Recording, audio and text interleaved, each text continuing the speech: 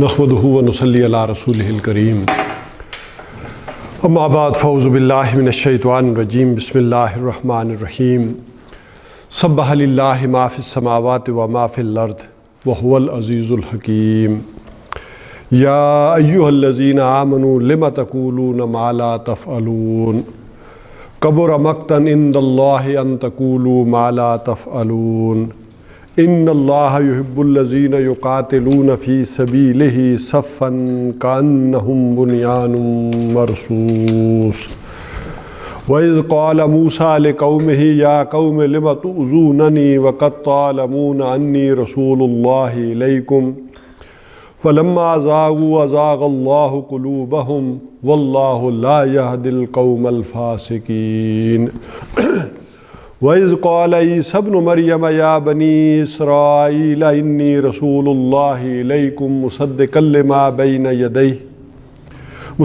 لِمَا بَيْنَ يَدَيَّ مِنَ التَّوْرَاةِ وَمُبَشِّرًا بِرَسُولٍ يَأْتِي مِن بَعْدِي اسْمُهُ أَحْمَدُ فَلَمَّا جَاءَهُم بِالْبَيِّنَاتِ قَالُوا هَٰذَا سِحْرٌ مُّبِينٌ وَمَنْ أَظْلَمُ مِمَّنِ افْتَرَىٰ عَلَى اللَّهِ الْكَذِبَ وَهُوَ يُدْعَىٰ إِلَى الْإِسْلَامِ وَاللَّهُ لَا يَهْدِي الْقَوْمَ الظَّالِمِينَ يُرِيدُونَ لِيُطْفِئُوا نُورَ اللَّهِ بِأَفْوَاهِهِمْ وَاللَّهُ مُتِمُّ نُورِهِ وَلَوْ كَرِهَ الْكَافِرُونَ هُوَ الَّذِي أَرْسَلَ رَسُولَهُ بِالْهُدَىٰ وَدِينِ الْحَقِّ لِيُظْهِرَهُ عَلَى الدِّينِ كُلِّهِ وَلَوْ كَرِهَ الْمُشْرِكُونَ صدق اللہ العظیم رب اشرح لی صدری ویسر لی امری واحلل عقدۃ من لسانی یفقہوا قولی آمین یا رب العالمین۔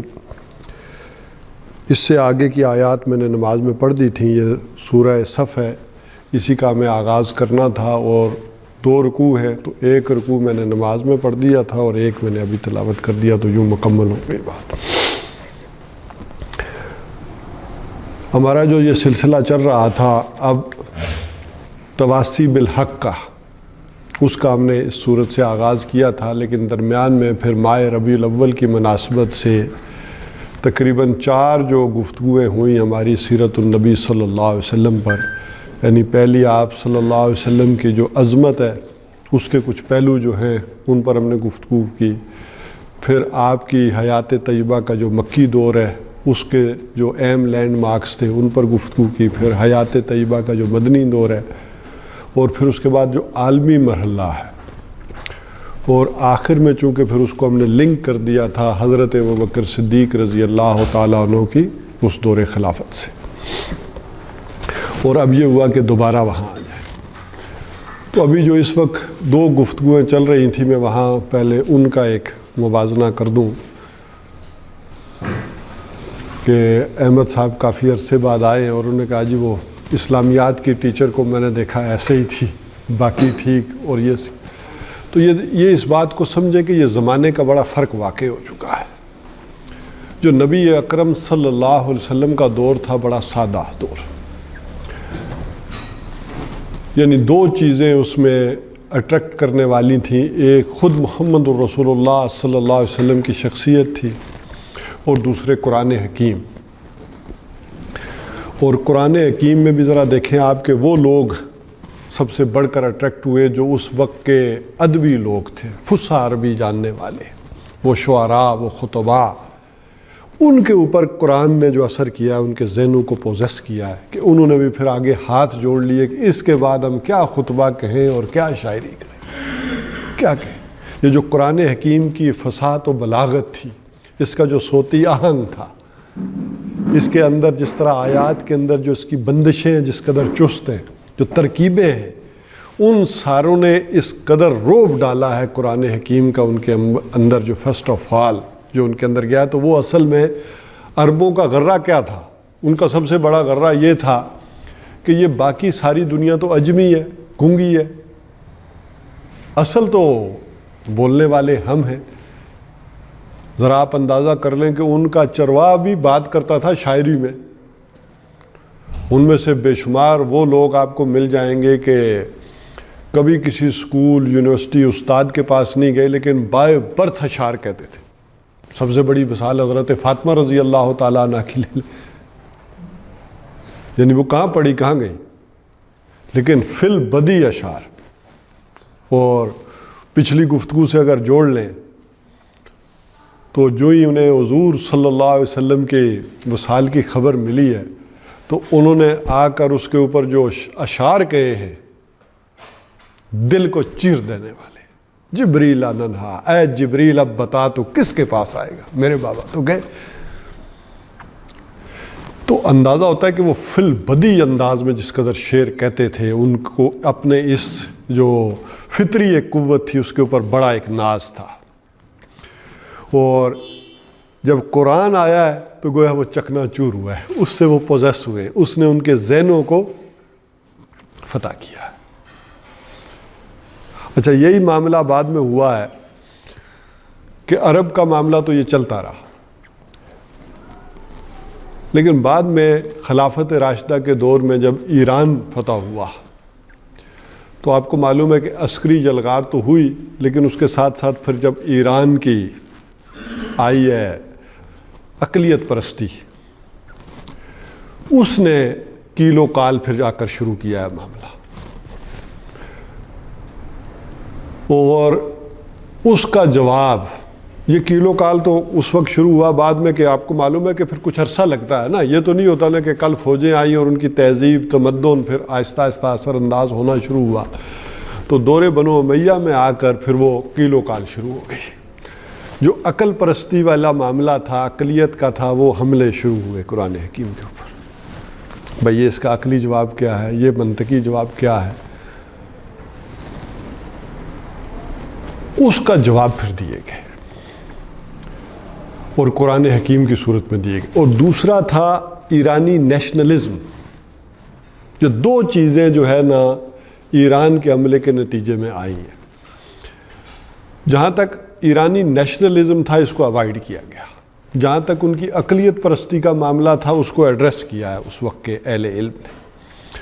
اور جب اس کو ایڈریس کیا، اور وہ آپ نے مشہور واقعے تو سنے ہوں گے، خواجہ حسن بصری جو تابعی ہیں، ان کی محفل میں ان کے جو واصل بن عطا جو شاگرد تھے انہوں نے آبجیکشن کیے ان کی چیزوں کے اوپر. وہ بہت بڑے عالم اور صوفی اور درویش، اور جب وہ ان کے ہاتھ سے نکلے ہیں وہ عقلی طور پر مطمئن نہیں ہوئے تو نکلے، تو انہوں نے پھر وہ جو گئے تو حسن بصری رحمہ اللہ نے کہا کہ اعتزل عنہ، یہ ہم سے جدا ہو گیا. اسی سے پھر معتزلہ بنے، اور یوں پھر معتزلہ کے عقائد اور چیزیں وہ اقلیت پرستی کی بنیاد کے اوپر پھر وہ جو آئی ہیں، اور ان کے جوابات پھر آگے جو ہے وہ اشاعرہ ہوں، ماتوریدیہ ہوں، امام ابو الحسن الرشری اور یا امام ابو منصور ماتوریدی. اب وہ جو اقلیت پرستی کے حملے تھے نا وہاں پھر عقائد مرتب ہوئے. اب جب وہ لوگوں نے وہ سوالات سنے، وہ کوسچن جو ہے ابھرے، جو اعتراضات آئے، اب لوگ پریشان ہو گئے، پبلک کنفیوز ہوئی ہے. اب جب یہ عقائد پھر مرتب ہوئے تو وہ اس عقائد کے اندر پھر عوام نے جو ہے وہ سکھ کا سانس پایا ہے، وہ چین آیا ہے ان کو. یہ جو آپ کہتے ہیں نا کلمے کہاں سے آ گئے 6، یہ ساری چیزیں تو یہ اس دور میں پھر یہ چیزیں مرتب ہوئی. وہ قرآن و حدیث سے نکال کر اس کا نچوڑ نکال کر وہ چیزیں، ظاہر ہے وہ جا بجا چیزیں ہیں، تو ان سب کو یکجا کر کے پھر وہ مرتب کیا گیا. یوں عقائد کا ایک معاملہ اور یہ چیزیں شروع ہوئی. اچھا، اسی طرح دوسری سائڈ پر جو نت نئے مسائل آئے ان کو ایڈریس کیا ہے ائمہ اربعہ نے کہ یہ مسئلہ آ رہا ہے، یہ مسئلہ آ رہا ہے، یہ مسئلہ آ رہا ہے، زکوٰۃ کا مسئلہ آ رہا ہے. اب امام ابو حنیفہ کے سامنے پیش ہو گیا کہ بھائی وہ اونٹ بھی، اونٹوں پر اتنی زکوٰۃ ہے، لیکن اس زمانے میں کوئی بائی ویلر تو نہیں ہوتے تھے، نہ ٹرینیں ہوتی تھیں، اونٹوں کے اوپر قافلے جاتے تھے اور وہ سامان تجارت لاتے تھے، لے جاتے تھے. تو مسئلہ آ گیا بھائی ان پر بھی زکوٰۃ ہے کہ نہیں ہے؟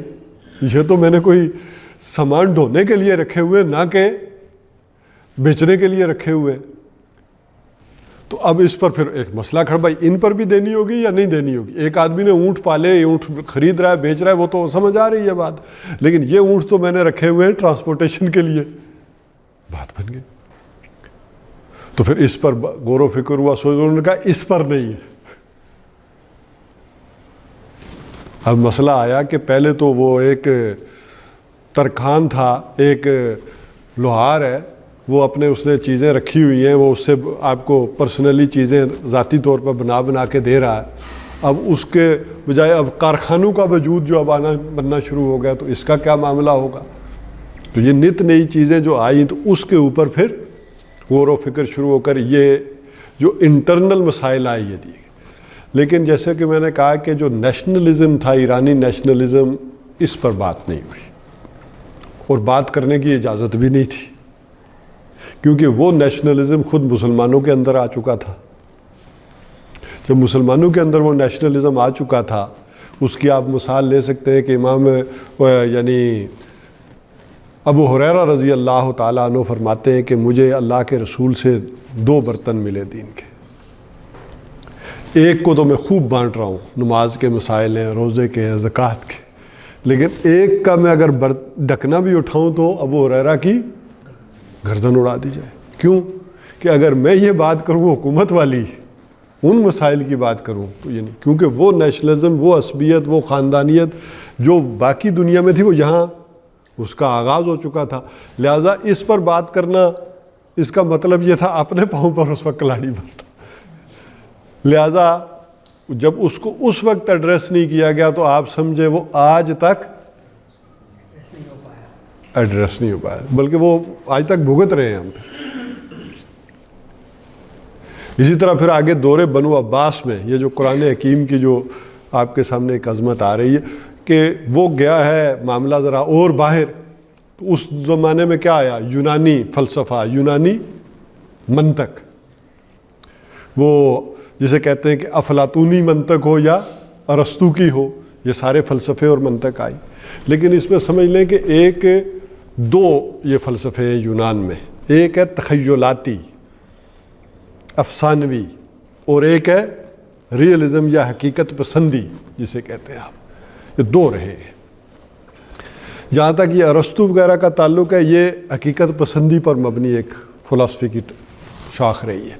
اور جہاں تک یہ افلاطونی نظریات کا، یہی وجہ ہے کہ اس کی جمہوریت کو بھی یوٹوپیا کہا جاتا ہے، کہ اس کا جو تصور ہے جمہوریت ہے وہ کبھی دنیا میں نہیں آیا. تو جب یہ 2 چیزیں آئی ہیں، ان کے ساتھ پھر انٹریکشن شروع ہوئی ہے، تو اب پھر جھگڑا شروع ہوا. تو اس کا جواب بھی اہل علم نے دیا.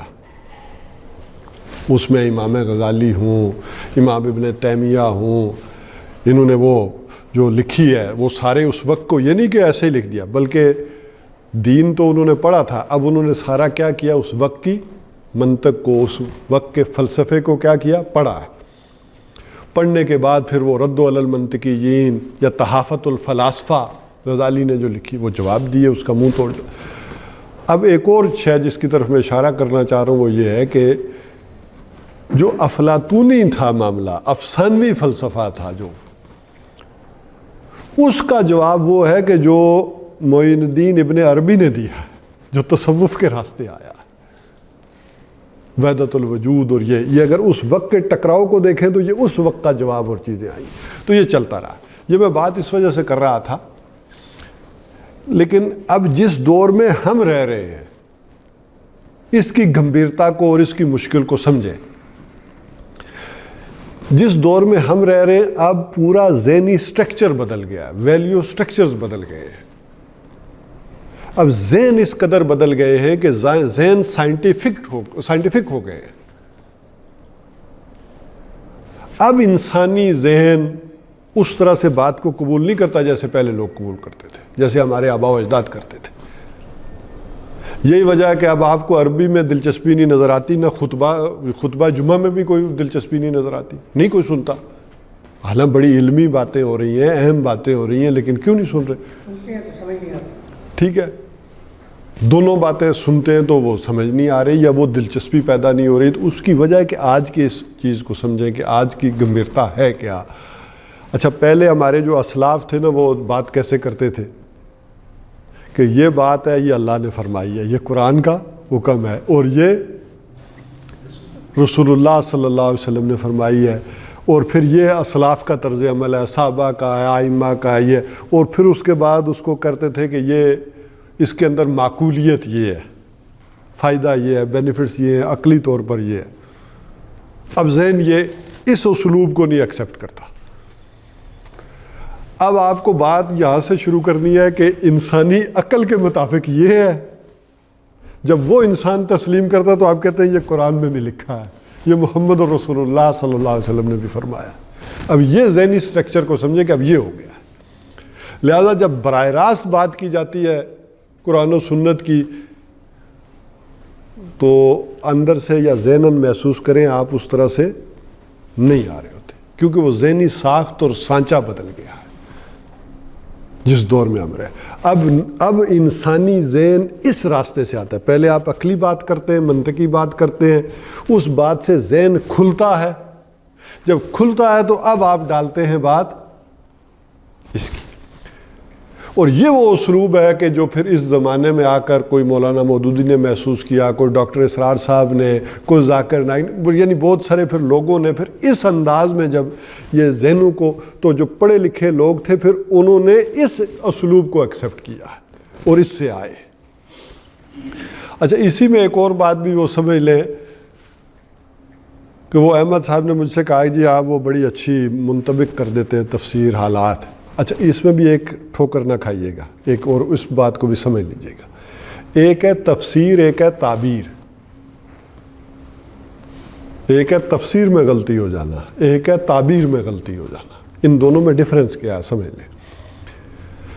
تفسیر ہے کہ جو اس آیت کا مفہوم ہے، جو اہل علم اس مفہوم کو اخذ کرتے ہیں، بیان کرتے ہیں، اس کی ترکیب ہے، اور تعبیر ہے اس کو ان چیزوں کے اوپر منطبق کرنا، یہ بالکل اور بات ہے۔ اب اس کو میں سادہ سی مثال دوں سے سمجھ میں آ جائے۔ مثلا آیت ہے پانی لاؤ، ذرا پانی لاؤ، تو اس کا ترجمہ تفسیر یہی ہوگا کہ پانی لاؤ۔ اس میں غلطی کیا ہو سکتی ہے کہ کوئی پانی کی جگہ کوئی کہے کہ نہیں پانی سے مراد شراب بھی ہو سکتی ہے، کوئی اور شے بھی ہو سکتی ہے، کوئی پیٹرول ہو سکتا ہے۔ نہیں، یہاں ذرا سٹک ہو جائیں کہ تفسیر یہ ہے کہ نہیں پانی لاؤ۔ اب تعبیر کیا ہوتی ہے؟ میں یہاں بیٹھا ہوں تو میں طارق صاحب سے کہتا ہوں کہ پانی لائیں، تو یہ اس کو سمجھیں گے کہ یہ پانی پینے کے لیے مانگ رہے ہیں اور گلاس بھر کر لے آئیں گے۔ لیکن میں یہاں سے باہر جاتا ہوں، ساتھ ہی میں دیکھتا ہوں پانی نل میں نہیں آ رہا، تو میں انہیں آواز دیتا ہوں کہ بھائی ذرا پانی لاؤ، تو اب یہ گلاس بھر کر لائیں گے، یہ کوئی لوٹا بھر کے لائیں گے نا۔ وہ تعبیر ہے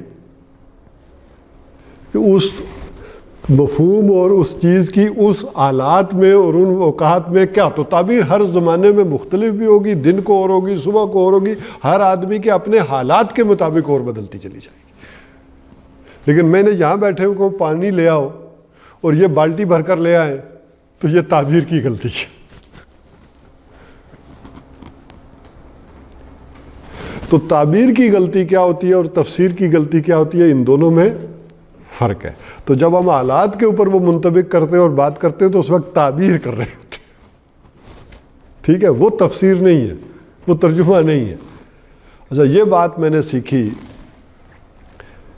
جس کی وجہ سے میں نے ادھر سے نام بھی لیا تھا، شیخ اکبر معین الدین ابن عربی کی کتاب کے دیباچے میں، جو ان کی بڑی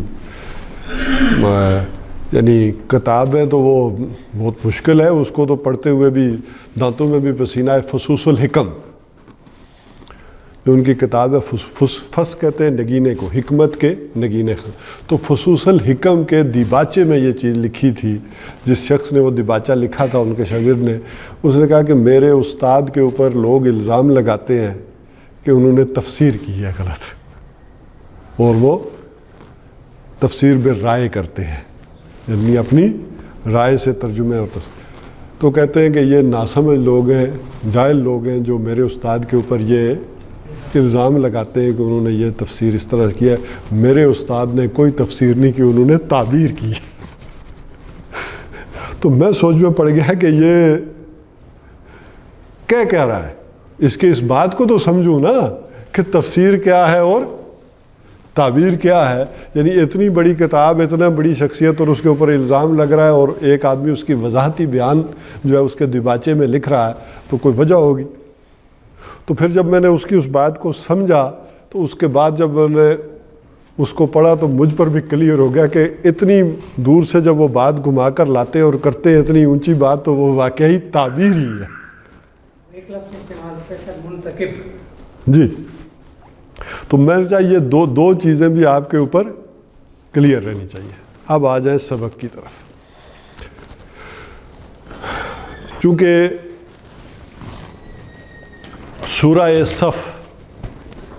سورہ صف کے حوالے سے میں چاہ رہا تھا کہ وہ ہماری گفتگو جہاں تک مجھے یاد پڑتا ہے ابتدائی ہو گئی تھی، لیکن بیچ میں یہ 5-6 گفتگویں اور ہوئی ہیں، تو مجھے اندازہ ہے کہ وہ گفتگو محو ہو چکی ہوگی، بھول چکے ہوں گے، تو لہٰذا اس کے بھی چند نکات جو ہے دوبارہ کریں گے۔ اگرچہ ہمیں اس ترتیب سے اگر میں چلوں تو آج گفتگو ہمیں کرنی تھی کہ جہاں سے میں نے نماز میں تلاوت شروع کی تھی، هو الذی ارسل رسولہ بالہدی ودین الحق لیظہرہ علی الدین کلہ ولو کرہ المشرکون۔ لیکن سورہ صف کے بارے میں چند تمہیدی باتیں جو ہے وہ سمجھ لیں کہ سورہ صف کا زمانہ نزول کیا ہے، بلکہ یہ جو جتنی بھی صورتیں ہیں، مجھے یاد پڑ رہا ہے میں نے آپ کو بتایا تھا کہ یہ جو مسبحات کہلاتی ہیں، یہ 10 صورتیں مدنی، یہ قرآن حکیم میں مدنی صورتوں کا سب سے بڑا اکٹھ ہے۔ یعنی اس طرح مدنی صورتیں اتنی بڑی تعداد میں قرآن حکیم میں اور کہیں نہیں ہے۔ البتہ حجم کے لحاظ سے تو آپ کہیں گے وہ ہے سورہ بقرہ ہے، سورہ آل عمران ہے، سورہ نساء ہے، سورہ مائدہ ہے، لیکن وہ صورتیں 4 ہیں، حجم وہ اتنا زیادہ ہے، لیکن یہ حجم شاید 1.25 پارہ بھی نہ بنے، تو لیکن ہیں 10 صورتیں اکٹھی۔ اصل میں ان میں زمانہ نزول کا جو فرق ہے وہ یہ کیا ہے کہ ان کا زمانہ نزول نبی اکرم صلی اللہ علیہ وسلم کی جو مدنی زندگی ہے اس کا نصف آخر ہے۔ یعنی مدنی زندگی ہم نے دیکھی تھی کتنا عرصہ تھی؟ 10 برس۔ تو 10 برس میں سے گویا آخری 5 برسوں میں سوائے ایک آدھ استثناء کے، ایک آدھ صورت کے، ساری کی ساری یہ ہوئی۔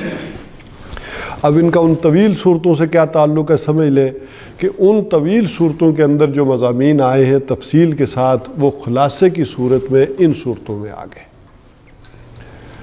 اور ان صورتوں میں جو آئے ہیں تو اس حساب سے سمجھ لیں کہ وہ جو مسلمانوں کے اندر کمزوریاں آ چکی تھیں ان کو نمایاں کیا، اور وہ کمزوریاں جو اس وقت آٹے میں نمک کے برابر تھی، آج سمجھ لیں وہ آٹا ہو گئی، اور جو اصل چیزیں ہیں وہ نمک رہ گئی ہیں۔ تو اس کو اس الٹے حساب کتاب میں یعنی ریسیپروکل یا عکسی ترتیب میں سمجھیں گے تو وہ یہ بات سمجھ میں آئے۔ اور وہ کیوں ہوئی اور اس کا ایفیکٹ کیا پڑا، ذرا دیکھیں نا کہ اس کا ایفیکٹ یہ تھا کہ وہاں قرآن حکیم میں بتایا گیا کہ پہلے ایک آدمی کتنے پر تھا؟ 10 پر، اور پھر جب کمزوری واقع ہوئی تو 2 پر ہو گیا۔ تو یہ فرق پڑ گیا، اتنا بڑا فرق پڑ گیا کہ ایک آدمی پہلے 10 کے برابر تھا، اب 2 کے برابر ہو گیا اس کمزوری کی وجہ سے۔ تو اس میں دیکھیں ایک تھے مکہ میں حالات، مکہ میں ایک فرق تو یہ تھا کہ وہاں سارے بنی اسماعیل تھے، حضور صلی اللہ علیہ وسلم جن کو فیس کر رہے تھے وہ سارے کے سارے بنی اسماعیل، ان کے اپنا مزاج ہے، جو بات کہنی ہے ڈٹ کے کہنی ہے، سامنے کہنی ہے۔ اور ایک ہے مدینہ کا مزاج، یہاں گویا کہ تمدنی اعتبار سے تھوڑا آگے ہے معاملہ۔ کیوں؟ یہاں یہودی بھی ہیں، اوس اور خزرج بھی ہیں، وہ سارے بھی ادھر سے مکہ والے بھی اب آ گئے ہیں، تو یہ گویا کہ کئی ٹرائب بن کر اب گویا کہ مشترکہ ایک چیز بن گئی ہے۔ اچھا، اس میں صورتحال دوسری یہ پیدا ہوئی کہ جو اوس اور خزرج ہیں وہ بڑی تعداد میں ایمان لے آئے، ان کے جو بڑے سرکردہ لوگ تھے، سرداران تھے، وہ ایمان لائے، تو ان کے تابع داری میں سارے کے سارے باقی بھی لوگ ایمان لے آئے۔ اب وہ کہ کوئی کسی نے سوچا یا سمجھا یا نہیں، اس نے دیکھا کہ ہمارے اگر سربراہ لے آئے ہیں تو ہم بھی لے آتے ہیں۔ اس کو ایسے جیسے آج کے دور میں ہم سمجھیں نا کہ اعلان ہوتا ہے یہ الیکشن کے دن پھر آ رہے ہیں، تو وہ ہوتا ہے کہ فلاں چودھری صاحب کیا ہے اپنی ساری برادری سمیت فلاں پارٹی میں شامل ہو گئے. اب وہ باقی برادری چاہتی تھی یا نہیں چاہتی تھی یا کیا تھا، لیکن وہ تو ذرا اس حالات کو ذرا منظر کو سمجھتے ہوئے دیکھیں کہ وہ ہوا تو وہ بھی سارے ہم سے ہو جاتے ہیں. قالت الاعراب آمنا وقل لم تؤمنوا ولکن قولوا اسلمنا ولما يدخل الایمان فی قلوبکم. اچھا، اسی طرح سے ذرا میں نے دیکھا کہ ہوتے ہوتے کیا ہوا کہ آج ہم جس دور میں رہ رہے ہیں تو ہم اس لیے مسلمان ہیں کہ ہمارے آباء و اجداد مسلمان تھے. فرق صرف اتنا ہو گیا کہ ان میں اور ہم میں کیا فرق آ گیا. وہ ہم سے پھر بھی بہتر تھے. ان کے سامنے ایگزامپلز موجود تھی، پریکٹیکل موجود تھا. اگر محمد الرسول اللہ صلی اللہ علیہ وسلم کے بعد بھی دیکھیں تو ان کے سامنے ابوبکر موجود ہیں، حضرت عمر رضی اللہ تعالیٰ عنہما دونوں وہ بھی ہیں، باقی صحابہ بھی موجود ہیں. تو ان کے سامنے تو عظیم شخصیات اور چیزیں تھیں. ان سے بھی انہوں نے اثر لیے، ان کو دیکھا اور درست ہوئے.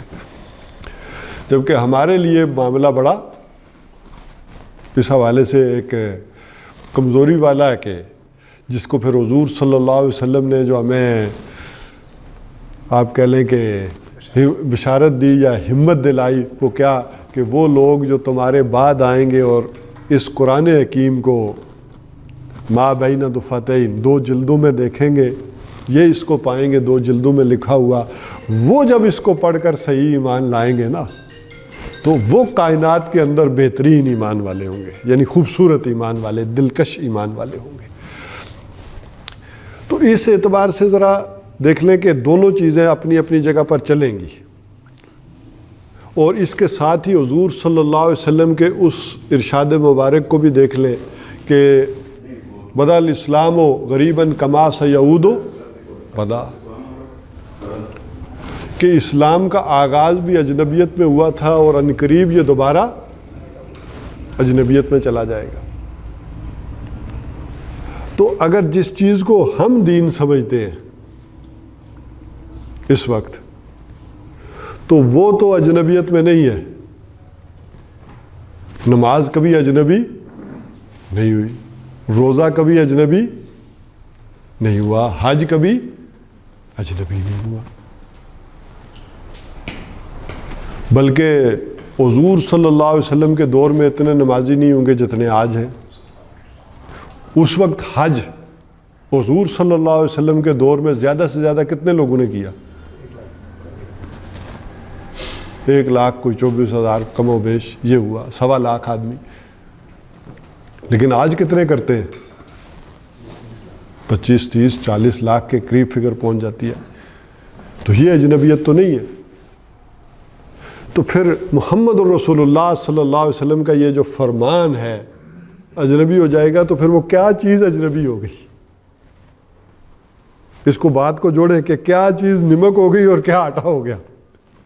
تو دین کی وہ کون سی تعلیمات تھیں کہ جو اجنبی ہو کر رہے گی.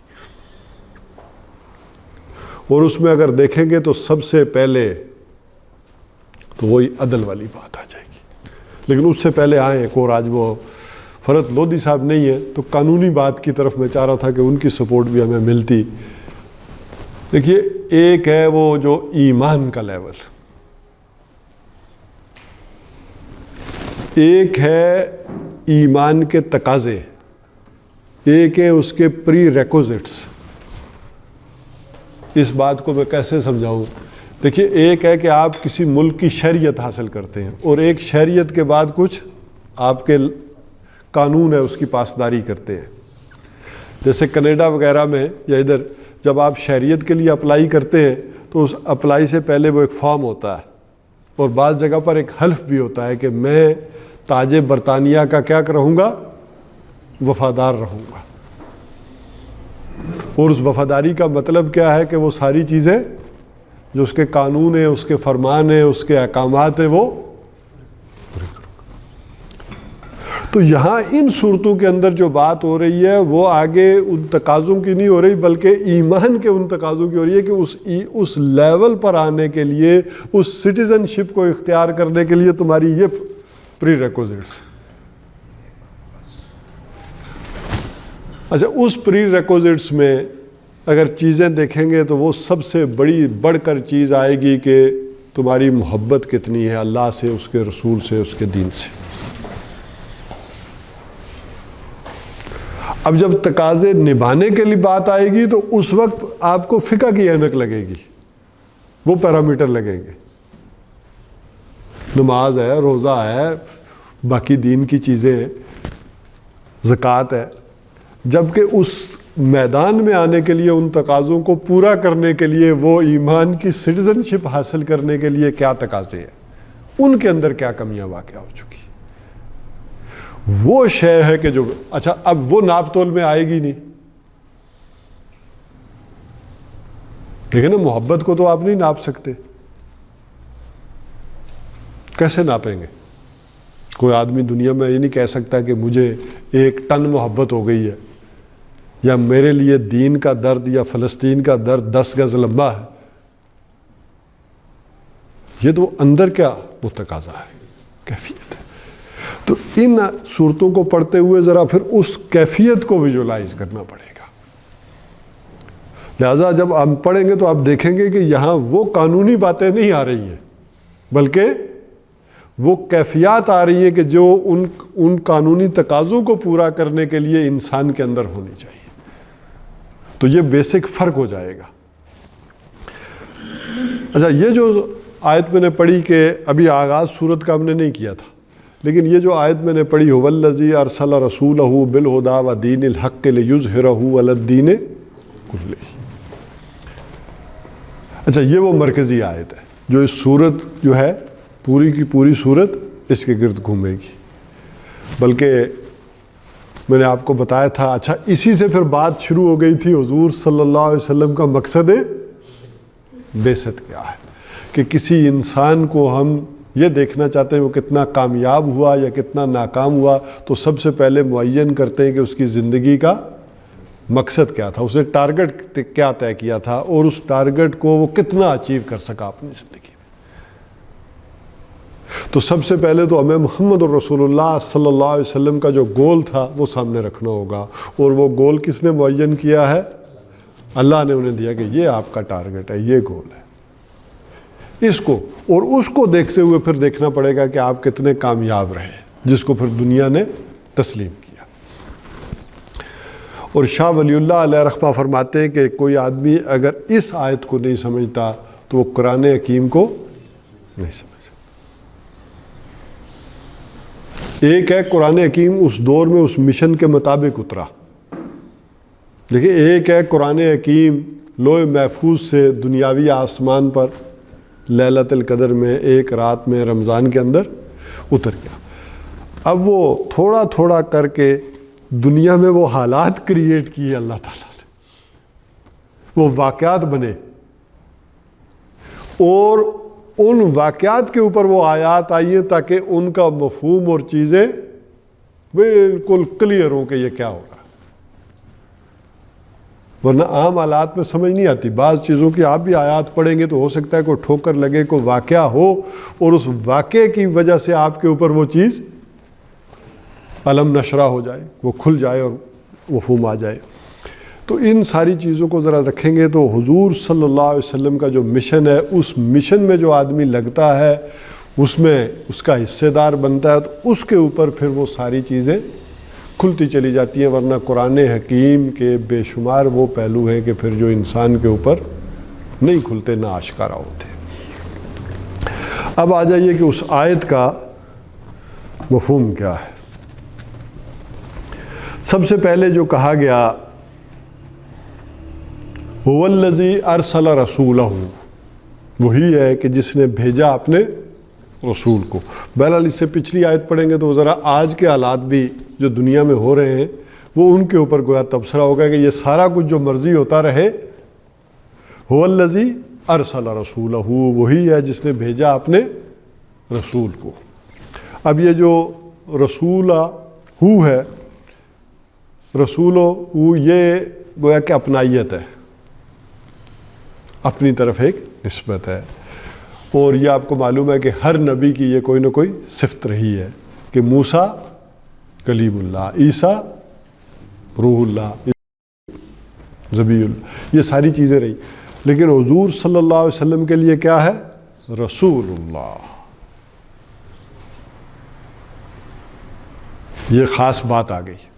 अच्छा, जब हम कहते हैं कि मूसा कलीमुल्लाह, तो इसका ये मतलब नहीं कि बाकियों से अल्लाह ने कलाम नहीं किया। अल्लाह ने हुजूर सल्लल्लाहु अलैहि वसल्लम से भी कलाम किया, लेकिन इस कलाम में ख़ास सिफ्त या ख़ास फजीलत हासिल है किसको? मूसा अलैहिस्सलाम को, उस ख़ास बात पे।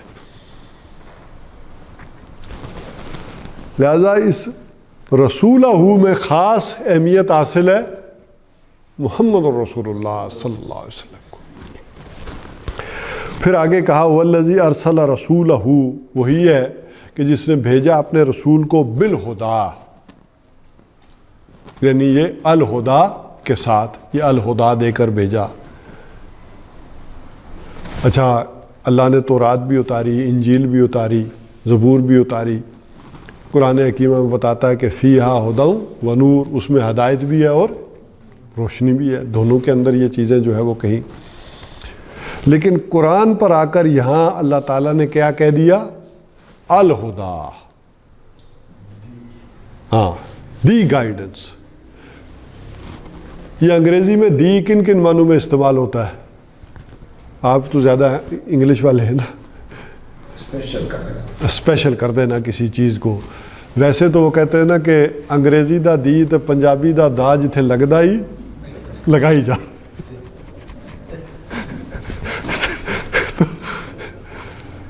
लेकिन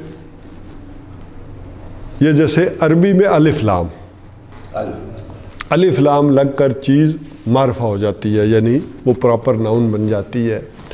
तो अरबी में जब अलिफ लाम लगाते हैं तो उसके दो मफहूम जो है वो पैदा हो जाते हैं। एक को ज़्यादातर कहा जाता है लाम जिन्स या लाम अहद, कि अल हुदा से मुराद या अल किताब से मुराद ये वो किताब है जो आप और मेरे दरमियान तय शुदा है, डिस्कशन शुदा है। आप भी उसका मफहूम समझते हैं, मैं भी। और अल किताब का ये मफहूम भी है दूसरा के कुल किताब जिन्स, जैसे दी काओ, एक है आ काओ, एक गाय और दी काओ, कि ये इसके अंदर गोया के जितनी भी गायें हैं सबकी वो खुसूसियात और चीज़ें जो है वो बयान कर दी गई। तो ये अल हुदा क्यों कहा गया, इसको समझें कि ये हदायत का जो प्रोसेस था, जो तकरीबन 8-10 हज़ार साल पहले दुनिया में शुरू हुआ, जो 8,000 साल पहले शुरू हुआ, ये आकर क्या हुआ है, ये मुकम्मल हो गया। अल यौम अकमलतु लकुम दीनकुम व अतममतु अलैकुम नेमती। तो ये अल हुदा मुकम्मल हो गया, आकर यहाँ कंप्लीट हो गया। अच्छा, ये हज़रत मूसा अलैहिस्सलाम पर क्यों नहीं हुआ? फिर हज़रत ईसा अलैहिस्सलाम तो ज़्यादा से ज़्यादा 600 बरस पहले ही थे ना। जिस तरह एक इंसानी ज़िंदगी का सफ़र होता है ना, इसी तरह समझे ये पूरी नौ इंसानी का भी एक सफ़र है जो चल रहा है। उसको एक इंसानी ज़िंदगी से समझ लें। जब बच्चा अभी छोटा होता है तो उसे आप समझाते हैं ये करो ये ना करो, उसे हिकमतें नहीं समझाई जाती, उसे तफसीलात से नहीं समझाया जाता। अच्छा, कोई छोटा बच्चा आपने देखा होगा, कोई छुरी चाकू या कोई ऐसी चीज़ जो है वो ले ले, उसे बड़ी प्यारी लगती है। अच्छा, बच्चे को भी ये होता है कि जो चीज़ ज़रा अप्रोच से बाहर हो, वो हाथ आ जाए तो उसकी खुशी का कोई ठिकाना नहीं रहता। अच्छा, लेकिन माँ और बाप देख लें तो वो ज़बरदस्ती छीनते हैं वो छुरी और दूर रखते हैं कि ये इससे अपने आप को नुकसान पहुँचाएगा। लेकिन बच्चा उतना ही रोता चीखता है, उसे नहीं पता कि ये मुझे नुकसान पहुँचाएगा। तो एक इंसानी सफ़र, इस नौ इंसानी का भी एक सफ़र है जो चल पा रहा है। यही वजह है कि तौरात में सिर्फ अवामिर और नवाही है, ये करो और ये न करो। अभी जिस तरह एक बच्चे की अकल होती है, जहन होता है, अभी उस नौ इंसानी का जहन उस सतह पर चल रहा था।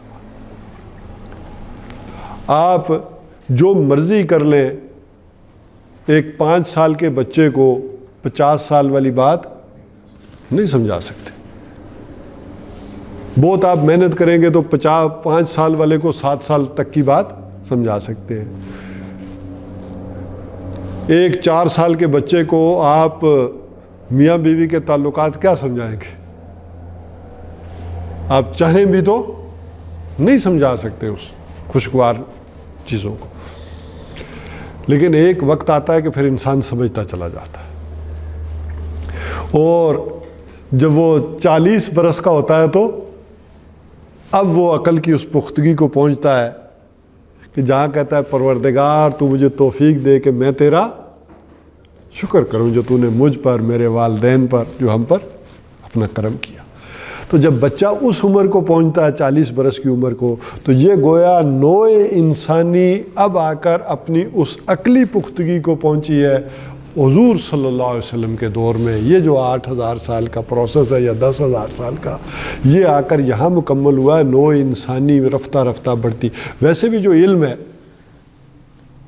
وہ یکبارگی تو نہیں سیکھتا نا آدمی، جو اللہ تعالیٰ سکھاتے تھوڑا تھوڑا کر کے۔ آپ یہ عربی سکھائیں گے تو ایسا تو نہیں ہوتا کہ پہلے دن ہی ساری آ جائے گی، تھوڑا تھوڑا تھوڑا کر کے پھر جو سکھاتے چلے جائیں گے تو جا کر ایک وقت آئے گا کہ آپ کو عربی کا جملہ جو ہے وہ سمجھ میں آتا چلا جائے گا۔ تو اس حوالے سے یہ سمجھ لیں، یہ چیزیں گو کہ آپ کے لیے کوئی ریپیٹیشن کا باعث بھی بن رہی ہوں گی، لیکن اس اہمیت کو جب بار بار آدمی نہیں سمجھاتا تو پھر وہ محو ہوتی چلی جاتی ہے ہمارے اس حوالے سے۔ وہ دین الحق کی، اور یہ دین حق یہ بھی مکمل ہوا آ کر یہاں، یعنی ہدایت بھی مکمل ہوئی اور اس کی پریکٹیکل شیپ بھی، وہ بھی حضور صلی اللہ علیہ وسلم نے مکمل کیا۔ 1000 سال ارتقاء کا ایک سفر ہے جی، وہ ارتقاء کا ایک سفر ہے جو آ کر محمد رسول اللہ صلی اللہ علیہ وسلم پر مکمل ہوا ہے کہ نوع انسانی ذہنی سطح پر اب وہاں پہنچ گئی ہے۔ بحیثیت مجموعی ابھی پہنچے گی، لیکن جو انسانی فلسفیکل تھاٹ ہے وہ مکمل ہو چکی۔ سائنٹیفک ایرا والا معاملہ تو رہے گا، لیکن جو فلسفیکل تھاٹس ہیں، جتنی کوئی جمہوریت ہے، کمیونزم ہے، یہ ساری چیزیں، یہ انسان جو اتنی بھی سوچ سکتا تھا سوچ چکا۔ اب کوئی بھی وہ بیان کریں گے تو پچھلی دفعہ بھی پروفیسر یوسف سلیم چشتی صاحب کا ذکر آیا تھا، وہ ان کا کہنا ہے کہ سب پرانی شرابیں ہیں، صرف لیبل نئے لگا دیے گئے، باقی تو وہ معاملہ اسی طرح سے چلے گا۔ تو یہ حضور صلی اللہ علیہ وسلم کے آ کر دور میں یہ دونوں چیزیں مکمل ہو گئی، اور ان دونوں کا ربط اور تعلق بھی ہم نے سمجھ لیا تھا اپنی پچھلی سورہ حج کی گفتگو میں کہ نمبر 1 کہ الہدا بلغ ما انزل الیک من ربک، الہدا کا مشن یہ ہو جائے گا کہ یہ کل نوع انسانی تک پہنچا دی جائے، اور دین حق یہ ہے کہ ساری کی ساری نوع انسانی کی مجبوریاں ختم کر دی جائے۔ جیسا کہ میں نے کہا تھا کہ اللہ کے سامنے ہم جائیں گے تو 2 یوزر پیش ہو سکتے ہیں کہ کوئی شخص اگر یہ کہے کہ اللہ مجھے پتہ نہیں تھا، تو دنیا کا معاملہ تو اور ہے۔ کوئی شخص اگر اللہ کو یہ کہے کہ مجھے پتہ نہیں تھا، تو وہ غفور الرحیم پھر اس کی وہ پکڑ نہیں کرتے، جس کو پھر بیان ہوا ہے کہ کسی آدمی کو اگر کسی بات کا بھی نہ پتہ ہو تو صرف 2 باتیں پوچھی جائیں گی، اللہ کی وحدانیت اور آخرت کا تصور، کہ یہ ان بلٹ ہے انسان کے اندر، یہ لازماً پوچھا جائے گا کہ کسی شخص کے اگر کانوں میں کسی نبی یا رسول کی آواز نہ پڑی ہو، جو آج کے جس ایرا میں ہم رہ رہے ہیں وہ ناممکن ہے۔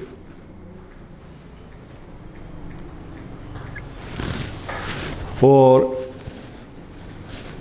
دوسری یہ تھی کہ اللہ کے سامنے یہ عذر بھی پیش ہو سکتا ہے کہ اللہ مجھے پتہ تو تھا لیکن میں بڑا مجبور تھا، اس وجہ سے یہ کام نہیں کر سکا۔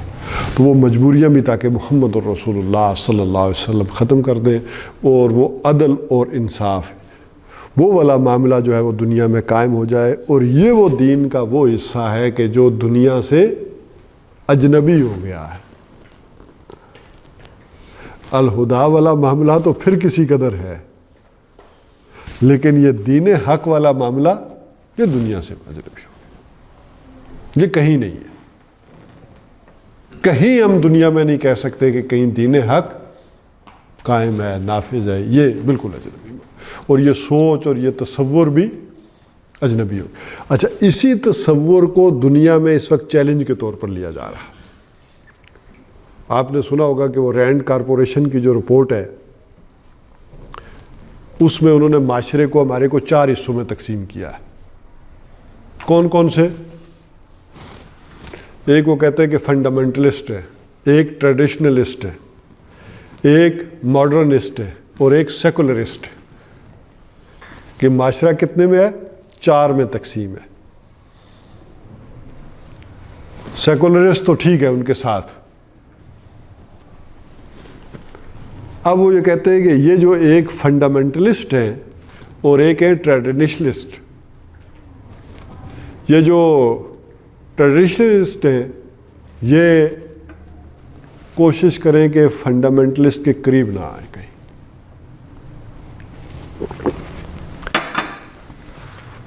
یہ اگر دونوں قریب آ گئے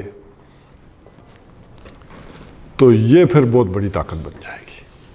لہذا ان کے درمیان ایک اختلاف رہنا چاہیے. اور ماڈرنسٹ، ان کے پاس چونکہ سٹیج نہیں ہے. ٹریڈیشنسٹ کے ساتھ جو ہے نا وہ کیا ہے؟ سٹیج ہے، ممبر ہے، مسجد ہے، خطبات ہیں، وہ اس کے ذریعے اپنا ایک پورا پیغام پھیلا رہے ہیں. اچھا، یہ جو فنڈامنٹلسٹ ہیں ان کی جماعتیں ہیں، ان کے پاس بھی پیغام رسانی کے لیے پوری ورکنگ اور سوچ موجود ہے. جبکہ یہ جو ماڈرنسٹ ہیں ان کے پاس سٹیجز نہیں ہیں. لہذا دنیا میں پھر انہیں سٹیج پرووائڈ کیا گیا. یہ جو الیکٹرانک میڈیا ہے، الیکٹرانک میں کہوں گا ٹی وی، یہ سارا انہیں پھر یہ سٹیج دیا گیا تاکہ یہ لوگوں کو سمجھا بجھا کر یہ ادھر سیکولرسٹ کی طرف لے جائیں، اس کی وہ تعبیر کریں. اب وہ تعبیر اور تفسیر کی بات ہے کہ دین کی وہ تعبیرات کریں کہ لوگ ادھر نکل جائیں. ان کے اندر ایک جذبہ یا یہ جو انصاف ہے اور عدل ہے، یہ انسان کا ایک فطری جذبہ ہے، یہ آئے گا. یہ نوع انسانی کا جذبہ ہے. نوع انسانی انصاف کو اور عدل کو پسند کرتی ہے اور ظلم کو پسند نہیں کرتی.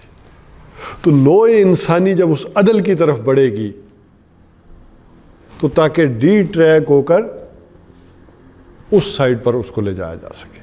دیکھیں نا، اگر دیکھیں تو وہی جذبہ تھا نوع انسانی کا، ایک عدل کا، کہ اس نے جمہوریت کی آواز بلند کی. اور آسانی سے تو نہیں آئی جمہوریت. قریباً 1.5 کروڑ انسانوں نے جانیں دی، پھر آئی. لیکن کیا انہیں عدل ملا؟ انصاف ملا؟ نہیں.